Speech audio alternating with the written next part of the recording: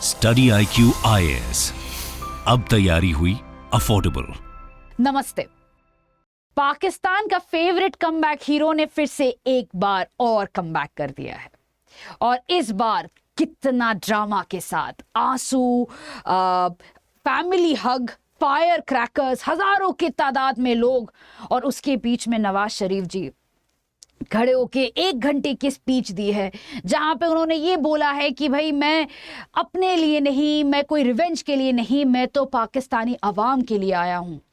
और इस पूरे 1 घंटे के स्पीच में उन्होंने ये भी कहा कि भाई अगर मैं पाकिस्तान का प्राइम मिनिस्टर बनता हूं तो मैं ये पक्का से कोशिश करूंगा कि जो पाकिस्तान में चल रही है क्राइसिस उसको मैं रिजॉल्व कर पाऊं और नेबरहुड में पीस लेके आऊं। पाकिस्तान में सबसे इंपॉर्टेंट बात है कि पाकिस्तान का जो नेबरहुड है वहां से सपोर्ट आए। तो इस स्पीच में उन्होंने बहुत कुछ कह दिया without actually using direct words. But आज इस वीडियो में हम ये पहले समझेंगे कि इस कमबैक का हिस्ट्री क्या है, हम ये भी समझेंगे कि इसके पीछे का पॉलिटिक्स क्या है और इसका इम्पैक्ट इंडिया पे क्या होने वाला है। इस स्पीच में जो वर्ड्स हैं उसका एक्चुअली मीनिंग क्या है या किस तरफ ये इशारा कर रहे हैं उस पे भी एक बार नजर डालेंगे। चलिए वीडियो स्टार्ट करते हैं। अब सबसे पहला है कि कमबैक हीरो का पूरी तरह का एक टाइमलाइन पे फोकस करना जरूरी है। तो 1999 कारगिल वॉर के बाद जब Parvez Musharraf comes to power, जब पाकिस्तान फिर से मिलिट्री डिक्टेटरशिप के अंडर जाता है, उस वक्त नवाज शरीफ जी छोड़ के चले जाते हैं and he goes for a self exile. वापस आते हैं 2007 में और उसके बाद फिर से ग्रास रूट लेवल से अपना सपोर्ट बनाते हैं, जिसके वजह से 2013 के इलेक्शन में वो एक मैसिव सपोर्ट में इलेक्शन जीतते हैं। अब 2016 में पनामा पेपर्स के लीक के दौरान ये पता चलता है कि लंदन में कुछ प्रॉपर्टी है जिसको उन्होंने इलेक्शन के समय डिक्लेयर नहीं किया था और उन पे करप्शन के चार्जेस के वजह से 2017 में पाकिस्तानी सुप्रीम कोर्ट उनको 10 साल की सजा सुनाती है। अब सजा सुनते ही वो लंदन चले जाते हैं और उस समय उन्होंने कहा था कि उनकी जो वाइफ है वो उनकी तबीयत बहुत खराब थी और वो लंदन में थे, इसीलिए उनको लंदन जाना बहुत ज़रूरी था। तो वो और उनकी बेटी मरियम नवाज दोनों चले जाते हैं लंदन जजमेंट के आने के कुछ ही दिन बाद। जजमेंट में ये बहुत क्लियरली मेंशन था कि करप्शन चार्जेस ट्रू हैं और ये भी बताया गया था कि नवाज शरीफ को इमीडिएटली प्राइम मिनिस्टर पोजीशन से हटना पड़ेगा। उनको 10 साल की सज़ा भी मिली थी और यहाँ तक बोला गया था कि ये जो करप्शन चार्जेस हैं पनामा पेपर्स के लीक के अंदर पता चला था वो काफ़ी ग्रेव हैं कंट्री के लिए। अब एक बार वो लंदन चले जाते हैं तो उसके बाद मिलिट्री जो है पाकिस्तानी मिलिट्री, उन्होंने एक नया फेवरेट, एक नया लाडला निकाला था इमरान खान की तरफ और इमरान खान को बनाया गया था एक प्राइम मिनिस्टेरियल कैंडिडेट। अब आते हैं 2018 में, इलेक्शंस था 25 जुलाई को।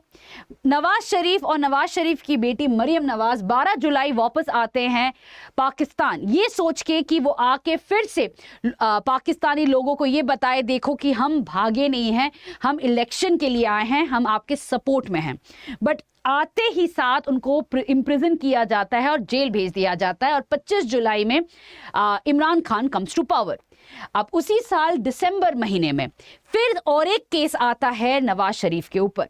इस बार आता है एक स्टील मिल के ओनरशिप में। ये स्टील मिल सऊदी अरेबिया में था और स्टील मिल के ओनरशिप के बारे में फिर से केस आता है जिसमें फिर से नवाज शरीफ जी कन्विक्ट होते हैं और इस बार 7 साल का सजा सुनाया जाता है प्लस द प्रीवियस 10 years। उसके बाद ये भी कहा जाता है कि ये कभी भी अपने लाइफ टाइम में कभी प्राइम मिनिस्टर नहीं बनेंगे क्योंकि उन पे बैन लग जाता है। तो अभी वो जेल में थे, उसके बाद फिर से कन्विक्ट हो गए। अब नवंबर 2019 में वो बेल क्लेम करते हैं on grounds of ill health और ये कहते हैं कि उनको लंदन जाना पड़ेगा to actually recover from whatever illness he was having. तो उस समय सुप्रीम कोर्ट ये अलाउ करती है और फिर से उनकी बेटी और वो चले जाते हैं लंदन। अब आते हैं 2022 में। 2022 में इमरान खान का फॉल होना शुरू होता है और इसी वक्त शहबाज शरीफ गवर्नमेंट, जो कोalition गवर्नमेंट फॉर्म होती है, और इमरान खान के अगेंस्ट करप्शन चार्जेस लगते हैं। तो पूरा एक सर्किल हो जाता है फिर से। अब शहबाज शरीफ जो है वो एक्चुअली नवाज शरीफ के भाई हैं, तो शहबाज शरीफ का जो कोalition गवर्नमेंट है वो इंश्योर करता है कि धीरे धीरे जो भी केसेस नवाज शरीफ के अगेंस्ट थे वो धीरे धीरे हट जाए और पूरा का पूरा फोकस इमरान खान और इमरान खान के करप्शन चार्जेस पे चला जाए। अब आते हैं मई 2023 में। मई 2023 में इमरान खान के अगेंस्ट कन्विक्शन आ जाता है, उनको जेल भेजा जाता है और यह भी कहा जाता है कि और कई सारे ऐसे केसेस हैं जिनका सुप्रीम कोर्ट में केस चलने वाला है। अब मई 2023 में भी शहबाज शरीफ गवर्नमेंट, जो कोalition गवर्नमेंट है, वो डिसॉल्व होती है और ये होता है कि भाई अब इलेक्शंस फिर से होने वाला, जनरल इलेक्शंस होने वाला है। अब इंटरेस्टिंग बात यह है कि तब तक Nawaz Sharif was not seen as a contender, but धीरे धीरे सितंबर में पाकिस्तान मीडिया में बज आने लगता है कि नहीं, नवाज शरीफ को वापस आना चाहिए। और कुछ ही हफ्ते बाद सुप्रीम कोर्ट में शहबाज शरीफ और उनके कुछ मिनिस्टर्स पेपर्स डालते हैं और ये इंश्योर करते हैं कि नवाज शरीफ के अगेंस्ट में जो भी केसेस था वो रफा दफा हो जाए और जब वो लैंड करे पाकिस्तान में तो उनको कोई इम्प्रिजन ना करे। अब आते हैं अक्टूबर में। अभी 10 दिन पहले ही नवाज शरीफ केम वाया दुबई और प्लेन लैंड करते ही साथ शहबाज शरीफ के साथ हग किया, हेलीकॉप्टर में बैठे और उसके बाद आ गए लाहौर में स्पीच देने के लिए। ना कोई केस की बात, ना कोई police, it was a clear cut drama. अब आते हैं कि इसके पीछे का पॉलिटिक्स है क्या, बट उससे पहले just want to bring to your attention GS Foundation P2I batch, English और हिंदी कोर्स का प्राइस है 26,999 रुपीज। अगर आप कोड DWLIVE यूज करते हो, DWLIVE DW Live, immediate discount के साथ आपको 27,000, अराउंड 27,000 में ये कोर्स मिलेगा। एडमिशंस 3 नवंबर को बंद हो रही है and again and again I keep asking कि आप जाइए स्टडी IQ के वेबसाइट में, फीचर्स देखिए, टीचर्स के बारे में देखिए, टीचर्स के डेमो क्लासेस भी अवेलेबल है वेबसाइट में, जाके एक बार देखिए और खुद डिसाइड करिए कितना how supportive this course will be for your UPSC journey. चलिए अब आते हैं पॉलिटिक्स में। तो ये है मिलिट्री चीफ या chief of army of Pakistan Munir साहब। अब वी ऑल नो कि पाकिस्तान की अगर हम बात करें, पाकिस्तान में एक डीप स्टेट काम करता है। डीप स्टेट मतलब कि एक स्टेट के अंदर दूसरा स्टेट। ये जो मेन स्टेट है, जो डीप स्टेट है, वो कभी ओपनली फंक्शन नहीं करता है एज अ गवर्नमेंट, वो पीछे से स्ट्रिंग्स पुल करता है। वही है जो हमेशा डिसीजंस लेता है, वही है जो एक्चुअली ये डिसाइड करता है कि कहाँ पे एक्सपेंसेस होंगे, कहाँ पे एक्सपेंडिचर कट होगा, कौन पावर में रहेगा, कौन कहाँ किस प्रोविंस का लीडरशिप बनेगा। ये सारा डिसीजन एक्चुअली मिलिट्री लेता है पाकिस्तान में। और शहबाज शरीफ के गवर्नमेंट के अंडर में जो Pakistani economic crisis, social crisis, political crisis जो चल रहा था, इससे ये क्लियर हो गया था कि there was a vacuum, a leadership vacuum. कौन या किसको बनाया जाए नेक्स्ट लीडर, क्योंकि इमरान खान ने ओपनली बगावत कर दी थी विद दी पाकिस्तानी मिलिट्री। उन्होंने ये कह दिया था कि भाई मिलिट्री है जो हमेशा इंटरफेयर करता रहता है गवर्नमेंट पे, और काफी पब्लिक सपोर्ट मिलने लगा था इमरान खान को। तो इसी वजह से काफी इंपॉर्टेंट हो गया था पाकिस्तानी मिलिट्री को कि इमरान खान को हटा दिया जाए फ्रॉम द कंटेंडर लिस्ट। इन पे कई सारे करप्शन केसेस लगा के इमरान खान को टेबल से ही हटा दिया गया। अभी वो जेल में हैं और इतने केसेस हैं उनके अगेंस्ट में, ये रेस्ट इंश्योर्ड है कि नेक्स्ट 5 साल, क्या पता 10 साल तक वो जेल में ही रहने वाले हैं। अब आते हैं दूसरे कंटेंडर बिलावल भुट्टो। अब बिलावल भुट्टो को मौका मिला था, उनको इसीलिए इंडिया भेजा गया था SCO के मीटिंग के लिए गोवा में, बट यहाँ पे आके इंक्लूडिंग UN में जाके उन्होंने ऐसा स्पीच दिया कि इंटरनेशनली इन पे काफ़ी मीम्स बने और जोक बन के रह गए। ये उनको कोई सीरियसली ले ही नहीं पाया। इसके वजह से कहा जाता है ही हैज बिकम अ डड, और मिलिट्री के पास अगेन ये भी ऑप्शन सूटेबल नहीं लगा। क्या पता इनको ट्रेनिंग या मोल्ड किया जाए तो 10 साल में हो सकते हैं कि वो नेक्स्ट कंटेंडर बन जाए, but at this point of time तो नहीं है। अभी कौन बचा? शहबाज शरीफ। शहबाज शरीफ अच्छे पपेट है बट पॉपुलर लीडर नहीं बन पाए, लोगों का सपोर्ट नहीं मिल पाया, क्योंकि उनके गवर्नमेंट के अंडर में भी इतना प्रोटेस्ट हुआ और इमरान खान के जो सपोर्टर्स हैं वो हमेशा हर जगह खैबर पख्तूनख्वा, बलूचिस्तान, सिंध, इंक्लूडिंग पंजाब, लाहौर में भी हंगामा करके रखा था अगेंस्ट शहबाज शरीफ के अगेंस्ट। इसका मतलब था इनको पॉपुलर सपोर्ट नहीं था, तो ये भी ऑप्शन में नहीं रहे। अब बाकी कौन? बाकी तो नवाज शरीफ है, और अब टाइम आ चुका था पाकिस्तानी मिलिट्री का कि भाई उनको वापस लेके आया जाए, क्योंकि अदरवाइज इस इलेक्शन में कोई भी लीडर नहीं बन पाएगा, पूरा की पूरी तरह एक वैक्यूम बना रहेगा। और अगर इमरान खान को फिर से लड़ने का मौका मिले तो पाकिस्तानी मिलिट्री को बैकफुट में जाना पड़ेगा, तो ये ऑप्शन था ही नहीं। तो इसी वजह से नवाज शरीफ को वापस लाया गया है। अब नवाज शरीफ को भी पता है कि वो वापस आए क्यों हैं और इनके बीच और पाकिस्तानी मिलिट्री के बीच में डील है क्या।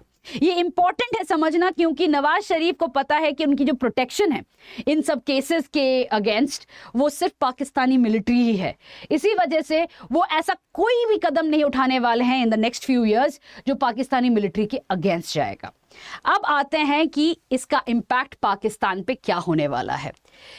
Pakistani military is very clear कि भाई एक पार्टी को जीतने नहीं दे सकते हैं। इमरान खान के समय में देख लिया था कि अगर पॉपुलर सपोर्ट बनता है तो पाकिस्तानी मिलिट्री पे प्रॉब्लम आ जाता है, इसीलिए chances of a कोalition government is very high.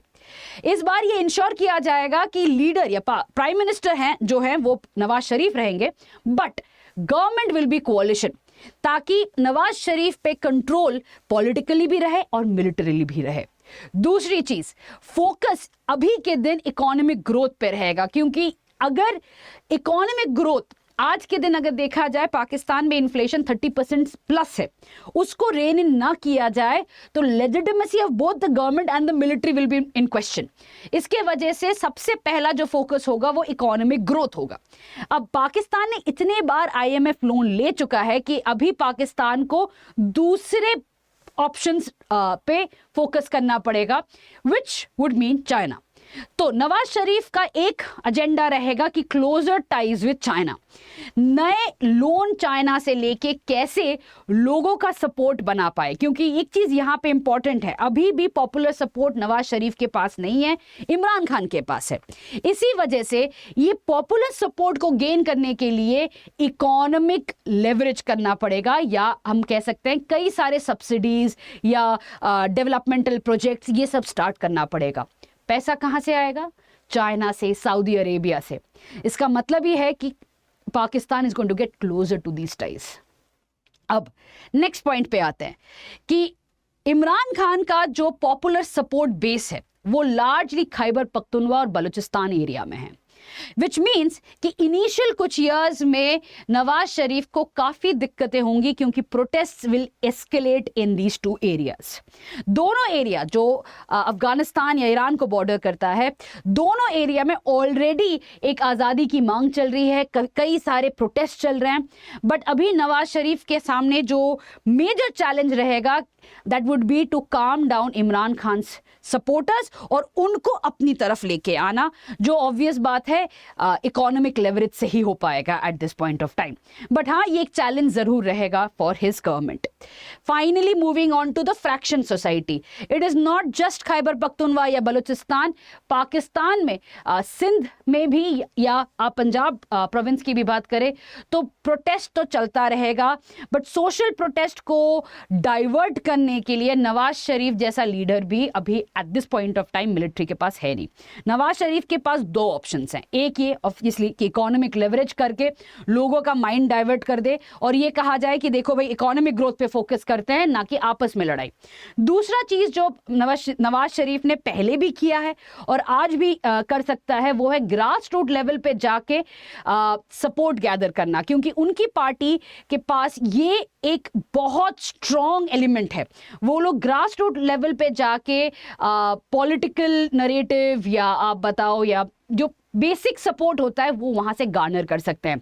तो यही चीज रहेगा नवाज शरीफ की तरफ से, क्योंकि he is a charismatic leader, but problem ये है कि he has been seen as a corrupt leader. तो ये इमेज चेंज करने के लिए आपको ग्रास रूट लेवल पे नरेटिव चेंज करना जरूरी है।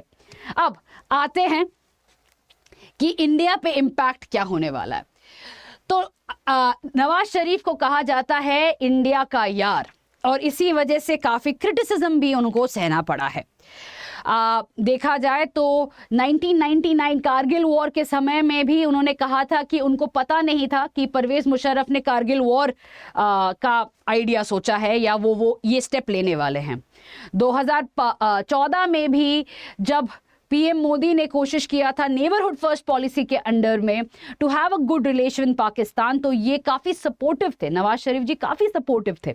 ही was highly welcoming of the effort that PM Modi was taking in order to come and meet him in Pakistan. तो दोनों के बीच में काफी अच्छा रिलेशन था, दोनों को काफी ये था कि भाई हाँ देयर इज अ चांस कि इंडिया पाकिस्तान में पीस बन पाए या कॉन्फिडेंस बिल्डिंग मेजर्स के थ्रू में एटलीस्ट जो अभी टेंशन से उसको रिड्यूस किया जा सके। तो नवाज शरीफ का भी यही एक अटेम्प्ट रहेगा कि टुवर्ड्स इंडिया डायलॉग शुरू किया जा पाए और कोई ना कोई कॉन्फिडेंस बिल्डिंग मेजर्स पे आएगा। इंडिया के साथ साथ पाकिस्तान ये भी कोशिश करेगा कि अफगानिस्तान के साथ भी अच्छा रिलेशन बन पाए, क्योंकि इट इज़ इम्पॉर्टेंट। आज के दिन अफगानिस्तान और पाकिस्तान के रिलेशंस इतने अच्छे नहीं है, स्पेशली शहबाज शरीफ की गवर्नमेंट ने तो धमकी दे दी है भाई अगर आप सुधरोगे नहीं तो हम वॉर कर सकते हैं। तो ये चीज़ को मैनेज करना डिप्लोमेटिकली ये सिर्फ नवाज शरीफ ही कर पाएंगे, और दोनों नेबर्स के साथ डायलॉग के थ्रू, कॉन्फिडेंस बिल्डिंग मेजर्स के थ्रू या डिप्लोमेसी के थ्रू फिर से एक बैलेंस बनाना काफ़ी इंपॉर्टेंट रहेगा। दूसरी चीज़, जैसे मैंने पहले कहा था कि चाइना सऊदी अरेबिया के साथ काफ़ी स्ट्रॉन्ग रिलेशन नवाज शरीफ का फोकस रहेगा ताकि इकोनॉमिक सपोर्ट आता रहे इन कंट्रीज़ के साथ। इसका इम्पैक्ट डायरेक्टली इंडिया पे ज़रूर आएगा, क्योंकि इंडिया आज के दिन चाइना छोड़िए but Saudi Arabia, UAE, Russia के साथ एक स्ट्रॉन्ग रिलेशन बनाने की कोशिश कर रहा है।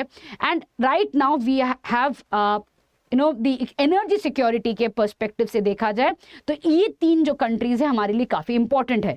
बट पाकिस्तान के साथ closer ties would always be a challenge for India's foreign policy. तीसरी चीज, यूएस क्या करने वाला है? यूएस डीहाइफनेशन पॉलिसी फॉलो करेगा। ये पॉलिसी एक्चुअली इंडिया फॉलो करता है जब हम इजराइल पैलेस्टाइन इशू को देखते हैं। पहले क्या था कि इंडिया हमेशा कहता था कि इंडियाज इजराइल पैलेस्टाइन या इंडियाज पैलेस्टाइन इजराइल रिलेशन दोनों को साथ में देखता था with a hyphen in between.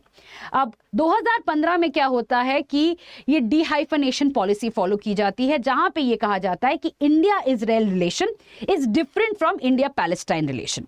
अब ये जो पॉलिसी है डीहाइफनेशन पॉलिसी, ये अभी यूएस को एक टेम्पलेट देके रखा है कि ये चीज अगर यूएस फॉलो करेगा, फॉर एग्जांपल यूएस कह सकता है कि India US relation is different from India Pakistan relation. India Pakistan को हम एक साथ नहीं देखेंगे। तो जब भी इंडिया ये रेस करेगा कि देखो पाकिस्तान के साथ ये हो रहा है, तो यूएस के पास ये पॉलिसी रहेगा टू से दैट भाई इंडिया हमारा रिलेशन विद पाकिस्तान, हम क्या वेपन्स दे रहे हैं, क्या डिफेंस ट्रेड है, वो अलग बात है, और आपके साथ जो रिलेशन है वो अलग होगा। तो ये एक पॉलिसी रहेगा यूएस का, अगेन टू मैनेज रिलेशंस। जितना पाकिस्तान क्लोज जाएगा चाइना के साथ, उतना यूएस का प्रेजेंस बढ़ता रहेगा इस रीजन में। अब लास्ट पॉइंट पे आते हैं। रिगार्डलेस नवाज शरीफ कितना कैरिस्मेटिक लीडर है, पॉपुलर सपोर्ट है, क्या करने वाला है, एक चीज ये याद रखने की काफी जरूरत है कि at the end of the day Pakistan's India policy is not dictated by the government, it is dictated by the Pakistani military. Nawaz Sharif चाहे तो वो कुछ भी बोले कि हमें अमन चाहिए, हमें ये करना है, वो करना है। क्वेश्चन है पाकिस्तानी मिलिट्री को क्या चाहिए। तो ये स्पीच उन्होंने पूरी बोला है कि नहीं हमें नेबरहुड पीस चाहिए, क्या पाकिस्तानी मिलिट्री को चाहिए और क्यों चाहिए? इसलिए तो नहीं चाहिए कि इकोनॉमिक स्टेबिलिटी आ जाए उसके बाद कुछ करे। तो ये चीज हमें ध्यान रखना चाहिए कि ये सब चेंजिंग फेसेस हैं। पॉलिसी जो बनाता है वो है पाकिस्तानी मिलिट्री, और इंडिया को ये क्लियरली पता है कि ये सब गिमिक है, ये इलेक्शन नहीं है, सिलेक्शन है, कि पाकिस्तानी मिलिट्री सिलेक्ट करेगा कि कौन एक्चुअली फेस बनने वाला है। फेस के अलावा ये लोग कुछ नहीं है। Eight the end of the day जो इम्पैक्ट करने वाला है वो है पाकिस्तानी मिलिट्री और पाकिस्तानी मिलिट्री के जो पॉलिसीज हैं। इसी के साथ इस वीडियो को खत्म करते हैं। Thank you. Study IQ IAS, अब तैयारी हुई अफोर्डेबल।